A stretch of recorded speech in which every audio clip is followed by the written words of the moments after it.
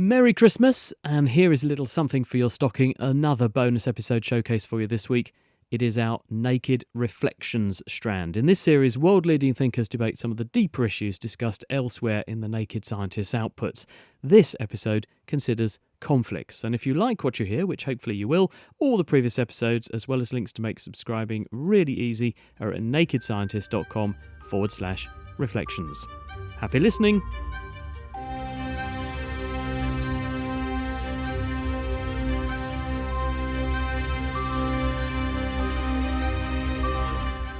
Welcome to Naked Reflections, brought to you from the Wolf Institute. I'm Ed Kessler, and each week I'll be taking an in-depth look at the stories reported by our friends over at the Naked Scientists. What does the latest scientific stuff mean for the rest of us? Stay with us and find out. I sing of arms and the man. That's how the Roman poet Virgil opened his foundation epic, the Aeneid. More than 2,000 years later, the English First World War poet Wilfred Owen wrote, "My subject is war and the pity of war." Plus ça change, you might say, but you can't quite add plus c'est la même chose.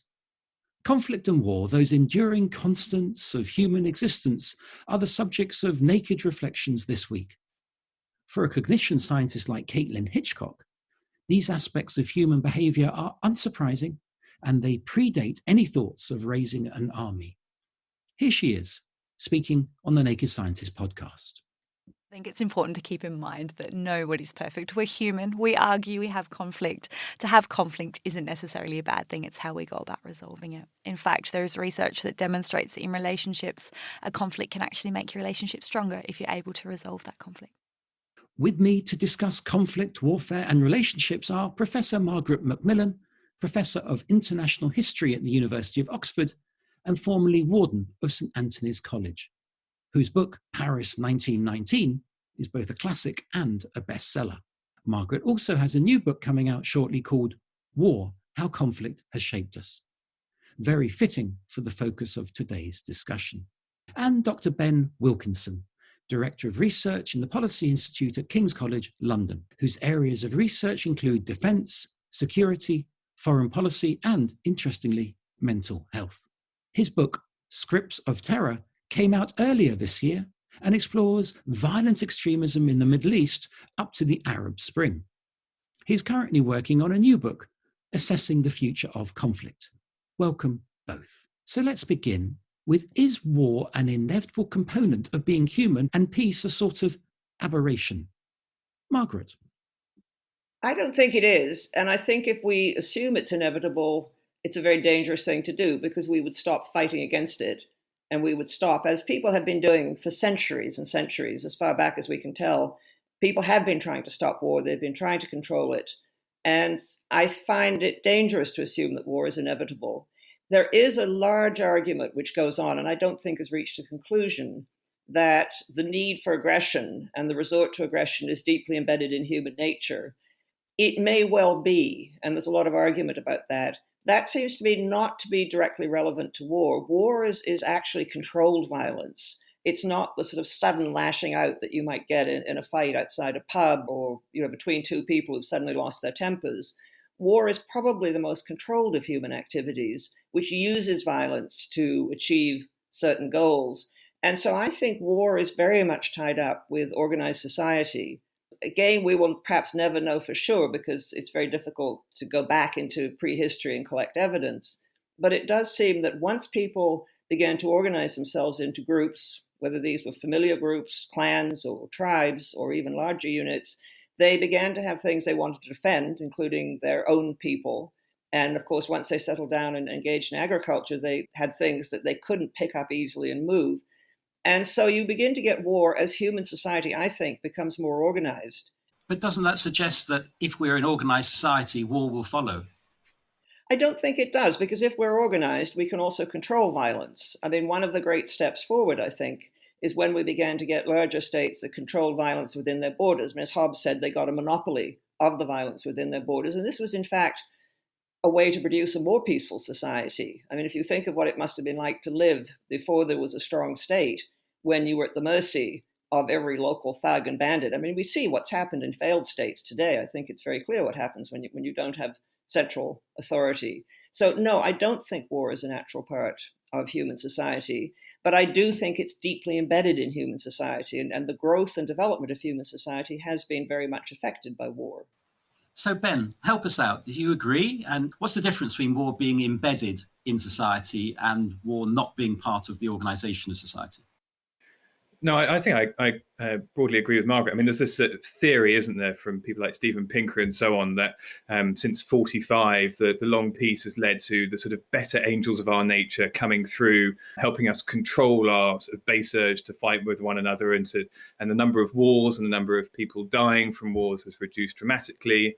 And he says, this is a part of a trend towards a sort of more peaceful society. It's the effects of society normalizing itself away from conflict and war. And there's a kind of big debate that goes on about whether that sort of is true or not. But certainly the idea that society should be able to sort of self-regulate against conflict and tries to do so is a powerful argument. In my view, that's the way that things are sort of going. I guess the question is what the wars of the future will be like and how they will change that, whether they will be more system-oriented wars or more people-oriented wars, whether you can sort of draw a trend from the last 40, 50, 60 years going forwards on that is a kind of critical question. Well, before we look at the future, let's look at the past. Margaret, you did a great deal of work on the 1919 Peace Conference. Tell us a little bit about that and what you think makes a good peacemaker. Making peace is very difficult indeed because it leaves such great passions behind and a desire for revenge. But I think what was the case in 1919, and certainly in 1945 at the end of the Second World War, was that the people who met to make peace had been given a real scare. I mean, they had seen the possibility of their civilization collapsing. And they were afraid, in fact, if they didn't move quickly to establish peace, there would be even more anarchy as they looked towards what was happening in Russia and in the center of Europe and even closer to home. And so I think they were trying very hard, not, we know with success, to build an international order based on the principles which Woodrow Wilson enunciated to try and contain war, prevent war, develop a sense of collective and a practice of collective security for nations.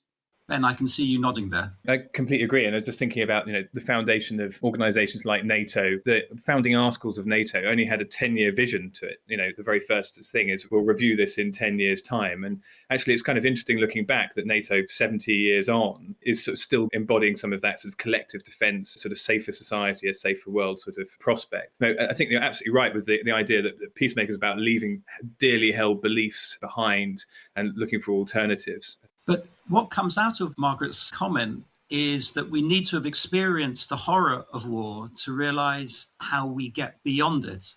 That seems to be the implication of what you say. I remember Prince Hassan, who's one of the patrons of the Wolf Institute, talking about the need to take advantage of outbursts of peace. I mean, that's a rather depressing thought, isn't it? Well, it is a bit. And I do think it's very important, partly through education, to remind people of what war looks like. I mean, the further away a war gets, or the further away it is geographically, the more glamorous it can look. And that, I think, is very dangerous indeed. And the impetus that lay behind the formation of the United Nations and earlier the League of Nations was to prevent a great war ever happening again. And the further away we get from it, I think we forget just how much we needed it. And I think when we get on to talking about the future of war, I mean, the risks out there, it seems to me, are absolutely enormous. But Ben, of course, will know more about this than I do. The best way of thinking about it is to think about some of the potential risks. And I think those come in 2 or 3 colours or flavours, if you like. So the first is the development of a new technology that enables the holder of that technology to wreak destruction beyond other players in the international security system. That's what traditionally people have worried about. So the development of nuclear weapons is a classic example of that. There are similar things that people worry about over things like biohacking and all of these different sorts of technologies. So that's one that is definitely a worry, is the brand new technology or the development of a technology that makes it sort of potentially catastrophic. The second flavour is of the kind of mistake. And this has sort of gone out of vogue a little bit, but the idea that a single mistake, a miscalculation could create mass havoc. And this is sort of behind some of these conspiracy theories to do with COVID, about whether it was sort of deliberately leaked or accidentally leaked and all of these things. The third one, which is less about conflict, but may produce conflict-like situations, is lots of people not making the right decision. And this is where things like climate change, AI, information, and so on come into play. So I think there are probably different ways that the future of conflict, or different different directions that it might take and different areas that you might think about it sort of playing out. Like a long history of conflict, it's focused on the individual human. But increasingly, I wonder whether wars will move on to systems. So you wipe out entire systems that humans rely upon now. Previously, things like agriculture have been the case, but now we're so reliant on things like the internet, on basic provision of services like that. And you can see that being able to capture or control those would be catastrophic. Does that echo some of the research that you've done, Margaret, in terms of the sort of post-First World War, the concerns that people had that war was out of their own control?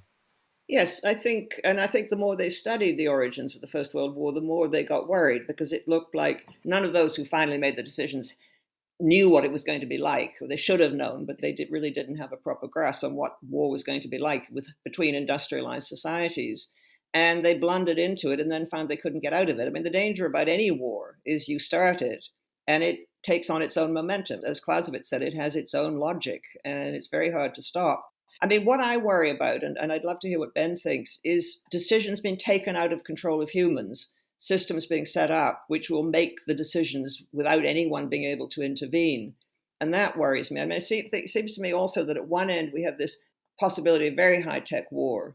At the other, we have these low-level civil wars which go on killing huge numbers of people, which are basically being fought with weapons that could have been used 100, 200, 300 years ago. I mean, machetes and hoes can do an awful lot of damage. You don't even need guns. I think that's spot on, Margaret. People ask, how much will technology be involved in the war of the future? And my not very good answer is either an awful lot or not very much at all, but probably not somewhere in the middle. I think the wars will either be high tech or they'll be low tech. I guess that the future of that is looking at these sort of systems which are self-governing. So there's a big move in defense procurement towards automation, drones that can self-identify the type of targets they're after. These are not actually a million miles away. Facial recognition is already taking place. Could you take all of the decision making out of the hands of human beings? And can you go from that onto a kind of virtual warfare state? And I think some of this gets quite far-fetched quite quickly. But the problem is not so much that it gets far-fetched. The real problem is that there is automation going on, and it's whether it becomes sort of self-guiding. That's the real issue.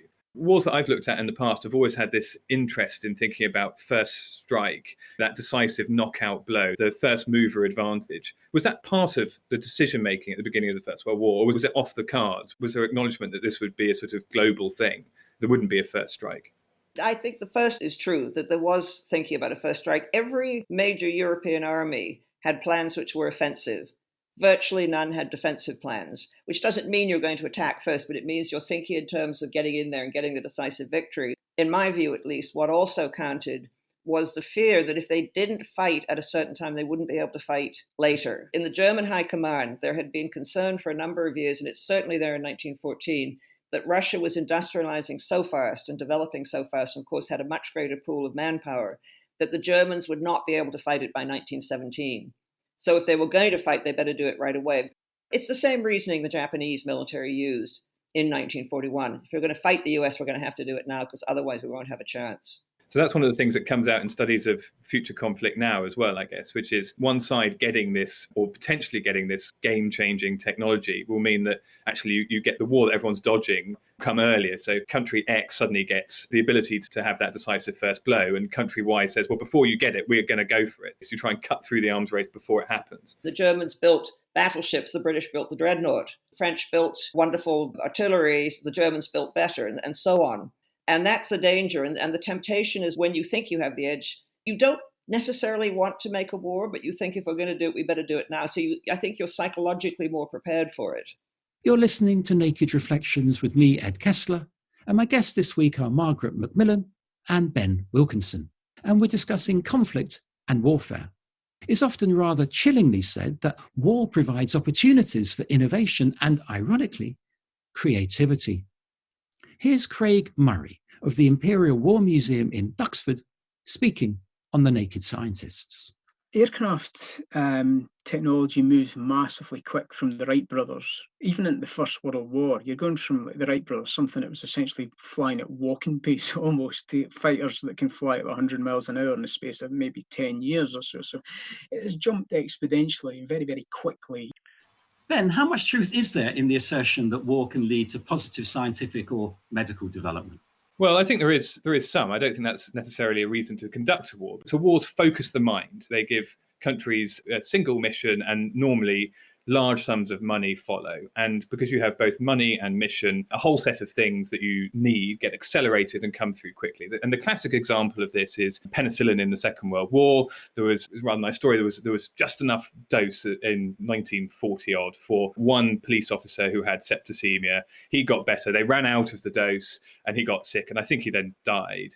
But with the advent of the war, there was a mass sort of effort to produce it. And within a couple of years, they produced millions and millions of doses of it. And as a consequence, you create these systems, which with money and mission, you can then replicate even after the war. There are scientific benefits too. The obvious examples being things like turbines, GPS, things that have come out of DARPA. There's a long history of these things, but they really just come about.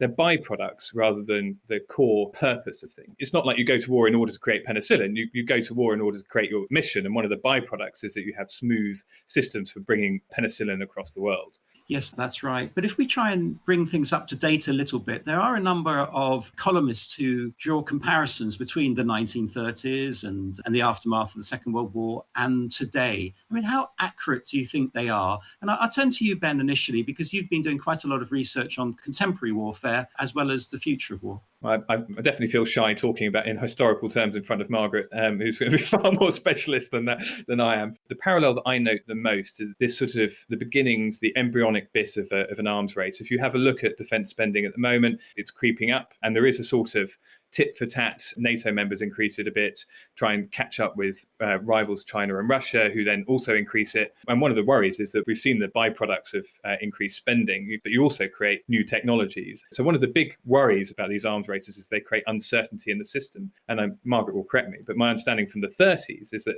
that kind of uncertainty, that rapid industrialization and arms race was one of the driving forces. No, I think you're absolutely right. I'm always wary of historical parallels because, yes, some things are the same, but so many things are different. And of course, we know today what happened in the 30s. So that affects, in some cases, our thinking or should affect our thinking. But I think what was also happening in the 1930s was, of course, it was a time of tremendous strain. Societies, some of them had been very, very hard hit by the Great Depression. The United States, Germany, Britain were all particularly hard hit, and others were hit as well. And I think that tended to produce a move to the extremes of politics, either to the right or the left. And it tended to encourage and support populist leaders who promised to solve all problems easily. And what I think we're getting something the same today. I mean, the rise of the strong populists, pretty much all men as far as I can see. I make no comment on the gender issue here, but it is interesting. I think is dangerous because they will often not just appeal to their own people with promises, but they'll find an external enemy. And it worries me too that the rhetoric is creeping up, and that was happening in the 30s as well. Leaders start making these public statements and whipping up public feeling against others, like Trump is doing with the Kung flu, and the Chinese leadership is doing, which is suggesting the CIA had something to do with the COVID-19 virus, then I think that's very dangerous because they set in motion forces that they can't always control. And so there are echoes, I think, of the 1930s. We have to hope that the institutions and eventually the leadership will be stronger than it was in the 1930s. Now, some of your work, Margaret, and I'm sure it's true also of Ben, calls for a certain sense of nuance, identifying the complexity of historical events, the multiplicity of reasons conflicts and warfare develop. In the face of the rise of populism and extremist language in politics and in wider society, what do we as teachers, if you like, what can we actually do about that? My last book focused on this idea, which I call strategic scripts. And the idea is that scripts are little stories about the future, and you build them up over time. And then faced with an uncertain situation, you draw on your previous experience and you borrow a script from the past. And all of these scripts are just little stories, and you can see them scattered across the history of international politics. The revolution script, the terrorism script, all of these are just scripts. And one of the things that you look at is that almost all of the people who deploy them base their experience on some past story that they've heard. So the classic one I looked at was Bin Laden's rationale for moving into Afghanistan was based a bit around the uprising and the Black Hawk Down in 1995 in Somalia. And if you look at how he talks about the story, he's completely wrong. He says, I'm going to do this because it worked over there. And it didn't at all. His sort of complete misperception about that story underpinned most of his strategy going forward. And one of the things that I came out with the book is to caution against stories, because they're they lull you into a sort of false sense of security. You could watch any James Bond, and I can guarantee you James Bond will not die at the end of a James Bond film, but you'll still want to watch it because it's compelling. And stories as compelling sort of narratives, we want to kind of copy them. And they're pretty dangerous because by and large, stories narrow the distance between cause and effect. You can riff off them, you can get them wrong, they're misleading. And that's exactly why we need academics in the space, because they give you a more nuanced story, a longer story, one that says, well, actually, part of the reason that happened was this complete blind bit of luck. I've always had this caution around stories, fascinated by them, but don't necessarily base big life choices around them. I completely agree, because I think they become traps. And I don't know if you've seen that very interesting book by Yuen Fung Kong called Analogies at War, where he talks about the use of the appeasement analogy and how it shaped American thinking about Vietnam. It's so interesting. I mean, the example I remember from it is, I think in 1965, they were talking about whether to escalate considerably in Vietnam with American forces. And in the State Department and in the inner circles of government, people kept on saying, we mustn't do what they did in the 1930s. We mustn't try and appease, the dictators. The Chinese are behind the North Vietnamese, which we now know isn't true and always a much more complicated relationship. There was one opponent, George Ball, who said, look, there's another analogy we should be looking at in Indochina, and that's what happened to the French when they fought their war between 1947 and 1954. And everyone said, no, that's the wrong one. In fact, it probably was the right one. And so I think these stories and analogies can become traps. I'd like to push back a little bit on that, because stories, narratives are very much part of human existence from biblical times to the present day. We need our myths. We need our narratives. It's part of what makes us human. So surely the issue is less about giving up on the narratives, but about showing the complexity, the multiplicity of narratives, that it's a lot more complicated. The danger is highlighting just one narrative above all others. I think that's spot on. There is a natural cognitive desire to go to stories, and you can't get round that. How else are you meant to make a decision? The brain is designed to build on past experience and so on. The problem is when you base it on either just one story, or when you get that story wrong, or whether you say in that story X led to Y led to Z. So if I do that again, exactly the same thing will happen. You need complexity in the stories, but also complexity around the analogies you draw between them. That's the important bit. Margaret, your book that's coming out shortly, War: How Conflict Shaped Us, is very relevant to our conversation right now. Tell us about it. Well, it grew out of some lectures I gave. It was a great honor to give the Reith lectures to the BBC. And we discussed various topics. And I don't know, I think I came up with it. I said, well, what about something on war? And they hadn't done it. If you do the history of the 19th and 20th centuries, or even go further back, war is always there in some way or other. And I've always been interested in war, and I used to teach courses in war and society. So that's what I did them on. And I became very interested in this whole idea of how much war has shaped human societies. And I keep on saying I'm not defending war. I'm just trying to understand what it means for us, because it's affected our arts, our social organizations. It's brought changes in the position of women and the working class. War has been something that has had an enormous impact, for better and often, of course, for worse, on our societies. There's a very interesting book by Walter Scheidel from Stanford, who argues that when we've had great wars, it has actually resulted in the compression between the rich and the poor, that it has, in a dreadful way, had a beneficial result on societies, because it's helped to bring the poles closer together and benefited the working class and the lower middle classes. So war, I think, has shaped us. And think of our culture. I mean, think of the books, the movies, the paintings, the poetry that's come out of war. I mean, it's been very much part of our shared experience. And also the question of gender, Margaret, because war has had an enormous impact on the role of women in employment and so on. War seems so heavily gendered. Is that still as much the case now as it ever was? I think there's been a real attempt by modern militaries to try and bring women in. I mean, it used to be that you could bring women into support roles, but not combat roles. And that's now gradually shifting. There's a lot of very interesting discussion, and again, it's not conclusive, about why it is that for most of history, 99.9% of those fighting have been men. Is it cultural? Is it genetic? Or is it something in between? And I don't think there's any conclusive argument. And there's certainly examples in the past of successful women warriors. I mean, they now think, after a lot of archaeological research, that there really were the equivalent of Amazons. It wasn't just a Greek myth. They have found burial sites around the north shore of the Black Sea of women, skeletons of women who are dressed in full military gear. So it looks like it may be more cultural, but it's an open field, a very important field. And I think if women are full parts of society, they should be able to choose careers in the military if they want. There's been resistance from men quite often. There was a resistance. Women are going to change it all, and they're going to be worrying about their fingernails, which I think is deeply patronizing and wrong. I'd like to see a world where nobody has to fight. But if we're going to expect young men to fight, then I think young women should have the same opportunity if they want it. Another area that we haven't touched on, but I know is something you've been working on, Ben, is the question of mental health and war, and how war takes its toll. But tell us a little bit about that. I think it's a really important area. It's a sort of logical extension of a point we touched on earlier about the sort of duality of war, on the one hand being mayhem, misery-creating phenomenon, on the other being a sort of noble pursuit of people to go and conduct fighting on behalf of their families, their friends, their country. And I guess this comes in 3 or 4 different layers. So the most obvious is the people who are conducting the war itself, the soldiers and their mental health and things like PTSD. There is a second layer, which is the people who are, the victims, not necessarily the perpetrators of it, but the victims, people who are caught up in the middle and sort of their mental health. And then I think there's a sort of third layer, which is a little bit less work has been done on, although it is beginning to build up in the wake of other disasters and things like terrorist attacks, which is sort of social mental health or community mental health, and how a conflict can change the mental health of whole sets of communities, how people react to it, and whether there are interventions that governments can provide to direct it one way or the other. The classic example was the mental health of the population during the Second World War and the idea of the sort of myth of the panic-prone public. And that sort of underscored